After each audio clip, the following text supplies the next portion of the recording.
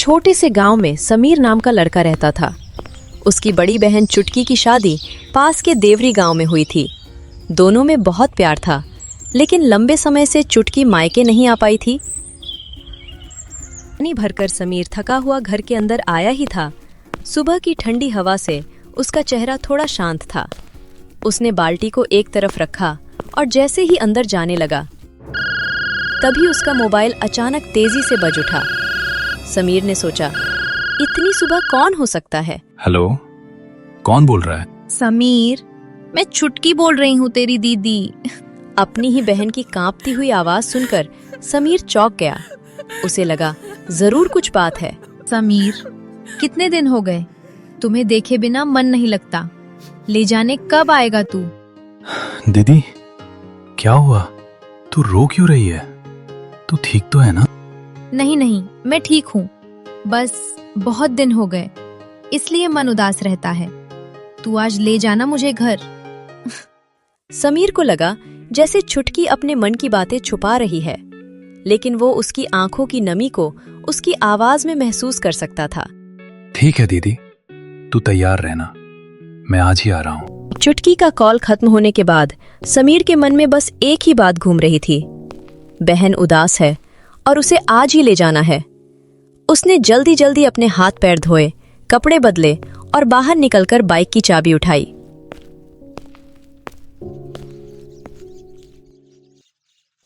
समीर ने बाइक की चाबी घुमाई ही थी कि अचानक उसका फोन फिर से बज उठा। आप कौन? समीर की आंखों में हल्का सा कंफ्यूजन आ गया। उसे समझ नहीं आया कि सुबह सुबह जीजू क्यों कॉल कर रहे हैं। क्या उन्हें भी कुछ पता चल गया? हेलो जीजू। प्रणाम जीजू। समीर, सुन, अभी मत आना, घर में बहुत काम है, खेत में भी जाना है।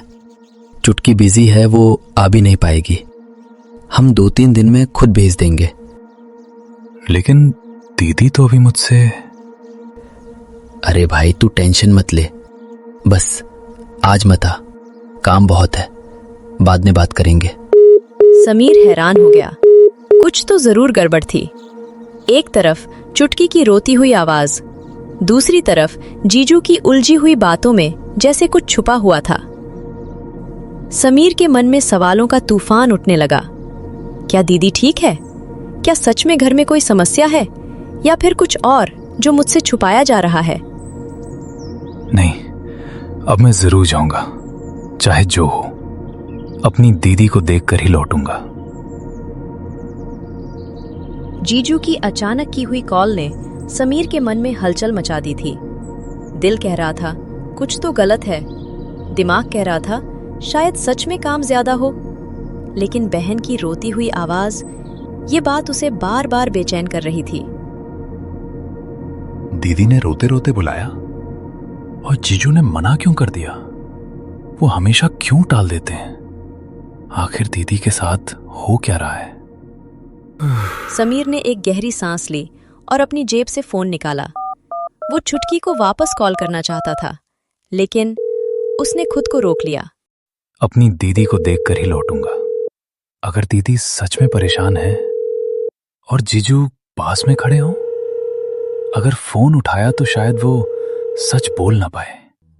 समीर का दिमाग तेजी से चलने लगा और एक ही पल में उसने बड़ा फैसला ले लिया।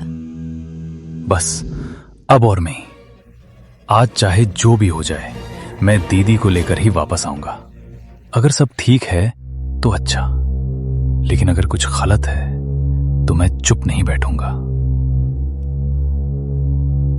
समीर ने बाइक का स्टैंड जोर से उठाया, जैसे अब उसके अंदर एक नई ताकत आ चुकी हो।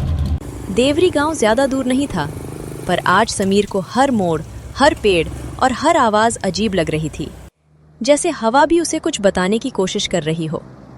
रोड खाली थी, शाम का समय होने को था, लेकिन समीर के दिल में बस एक ही बात थी, अपनी दीदी को लेकर ही लौटना है। लगभग आधा घंटा सफर करने के बाद समीर देवरी गांव की सीमा तक पहुंच गया, लेकिन आज गांव कुछ अलग लग रहा था। जितनी भीड़ और आवाजें रोज सुनाई देती थीं, आज सब गायब था। समीर ने बाइक धीमी कर दी। उसके मन में अजीब सी घबराहट उठने लगी। न बच्चे खेल रहे थे, न औरतें कुएं के पास थीं और न ही कोई खेतों से वापस लौटता दिखाई दे रहा था। ये गांव इतना चुप क्यों है? यूजुअली तो यहाँ बहुत शोर होता है। समीर का दिल तेज धड़कने लगा। उसे जीजू की कॉल याद आई। अभी मत आना, काम बहुत है। पर यहाँ तो काम करने वाला भी कोई नहीं दिख रहा था। जैसे जैसे समीर चुटकी के घर के करीब पहुंचता गया, हवा और भी भारी लगने लगी। सामने चुटकी का घर दिखाई दिया, लेकिन दरवाजा थोड़ा खुला हुआ था। डरकर धीरे धीरे दरवाजे की ओर बढ़ा। उसके हर कदम के साथ सस्पेंस और गहरा होता जा रहा था। समीर ने अंदर झांक कर देखा और एक पल के लिए उसकी सांस अटक गई। लेकिन अगले ही सेकंड समीर की आंखें फैल गईं, क्योंकि अंदर वो बिल्कुल अलग नजारा देख रहा था। अरे समीर, तू आ गया। दीदी, तुम ठीक हो? तुम रो क्यों रही थी? जीजू ने मना क्यों किया था? अरे पागल, मैं रो नहीं रही थी, मैं प्याज काट रही थी, इसलिए आवाज ऐसी लगी होगी। समीर के चेहरे पर कंफ्यूजन और बढ़ गया।